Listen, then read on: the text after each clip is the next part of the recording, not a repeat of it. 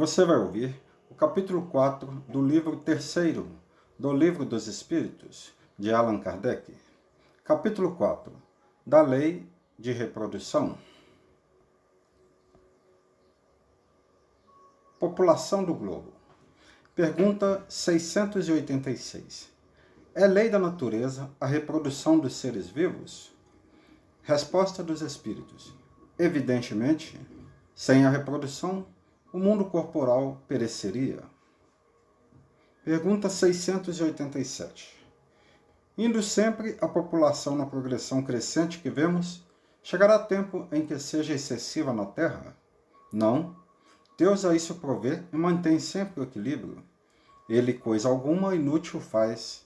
O homem, que apenas vê um canto do quadro na natureza, não pode julgar da harmonia do conjunto. Sucessão e aperfeiçoamento das raças. 688. Há neste momento raças humanas que evidentemente decrescem. Virá momento em que terão desaparecido da Terra?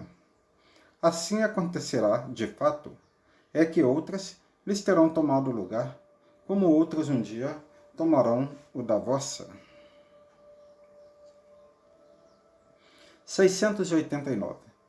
Os homens atuais formam uma criação nova ou são descendentes aperfeiçoados dos seres primitivos? São os mesmos espíritos que voltaram para se aperfeiçoar em novos corpos, mas que ainda estão longe da perfeição? Assim, a atual raça humana, que pelo seu crescimento tende a invadir toda a Terra e a substituir as raças que se extinguem, terá sua fase de decrescimento e de desaparição. Substituí-la-ão outras raças mais aperfeiçoadas que descenderão da atual, como os homens civilizados de hoje descendem dos seres brutos e selvagens dos tempos primitivos. 690. Do ponto de vista físico, são de criação especial os corpos da raça atual ou procedem dos corpos primitivos mediante a reprodução? A origem das raças se perde na noite dos tempos, mas, como pertencem todas à grande família humana, qualquer que tenha sido o tronco de cada uma, elas puderam aliar-se entre si e produzir tipos novos. 691.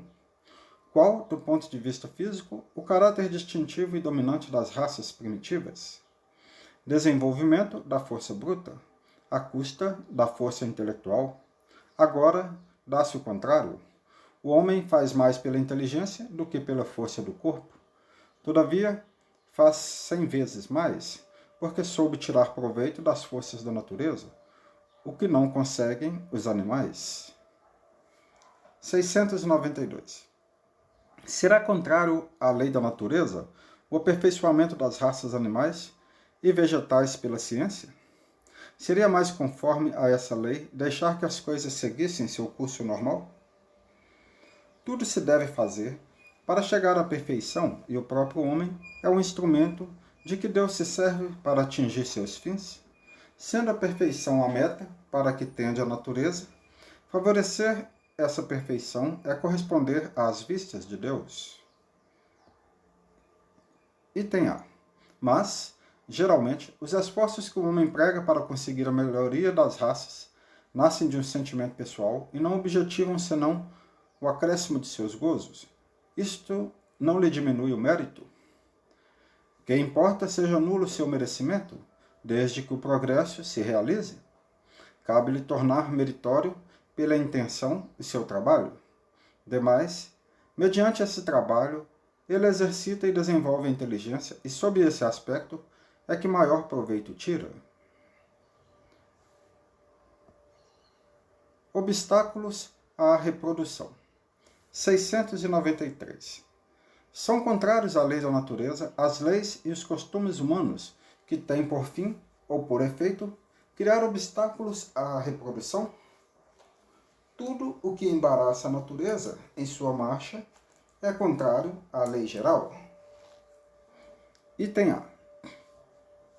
Entretanto, há espécies de seres vivos, animais e plantas, cuja reprodução indefinida seria nociva a outras espécies, das quais o próprio homem acabaria por ser vítima. pratica ele ato repreensível, impedindo esta reprodução? Deus concedeu ao homem, sobre todos os seres vivos, um poder de que ele deve usar, sem abusar. Pode, pois, regular a reprodução de acordo com as necessidades. Não deve opor-se-lhe sem necessidade. A ação inteligente do homem é um contrapeso que Deus dispôs para restabelecer o equilíbrio entre as forças da natureza, e é ainda isso o que o distingue dos animais, porque ele obra com conhecimento de causa. Mas os mesmos animais também concorrem para a existência desse equilíbrio, porquanto o instinto de destruição que lhes foi dado faz com que, provendo à própria conservação, obstem ao desenvolvimento excessivo, quiçá perigoso, das espécies animais e vegetais de que se alimentam. 694. Que se deve pensar dos usos cujo efeito consiste em obstar à reprodução para a satisfação da sensualidade? Isso prova a predominância do corpo sobre a alma e quanto o homem é material. Casamento e celibato.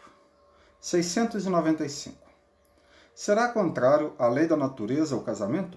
Isto é, a união permanente de dois seres? É um progresso na marcha da humanidade?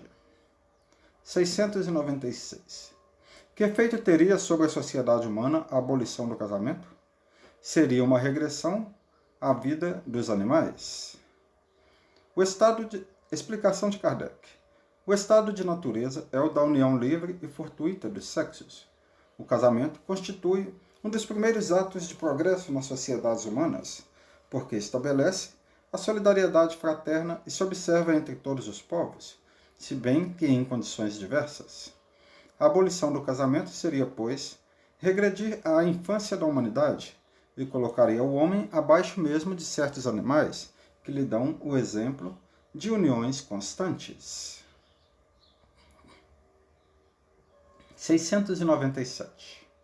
Está na lei da natureza ou somente na lei humana a indissolubilidade absoluta do casamento? É uma lei humana muito contrária à da natureza, mas os homens podem modificar suas leis.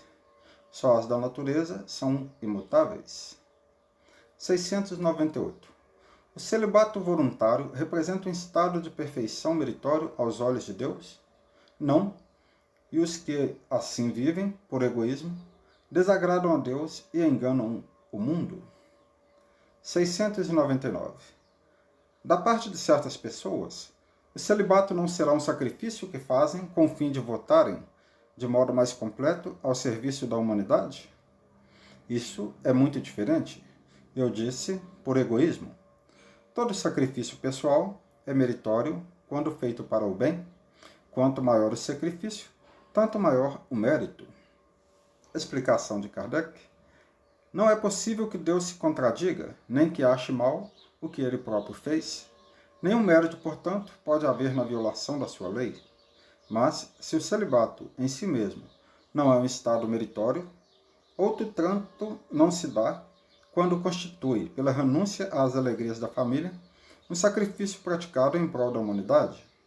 Todo sacrifício pessoal, tendo em vista o bem e sem qualquer ideia egoísta, eleva o homem acima da sua condição material. Poligamia. 700. A igualdade numérica, que mais ou menos existe entre os sexos, constitui indício da proporção em que devam unir-se? Sim, porquanto tudo em a natureza tem um fim. 701. Qual das duas, a poligamia ou a monogamia, é mais conforme à lei da natureza? A poligamia é lei humana, cuja abolição marca um progresso social. O casamento, segundo as vistas de Deus, tem que se fundar na afeição dos seres que se unem. Na poligamia não há afeição real, há apenas sensualidade. Explicação de Kardec. Se a poligamia fosse conforme à lei da natureza, deveria ter possibilidade de tornar-se universal, o que seria materialmente impossível, dada a igualdade numérica dos sexos. Deve ser considerada como um uso ou legislação especial apropriada a certos costumes e que o aperfeiçoamento social fez que desaparecesse pouco a pouco.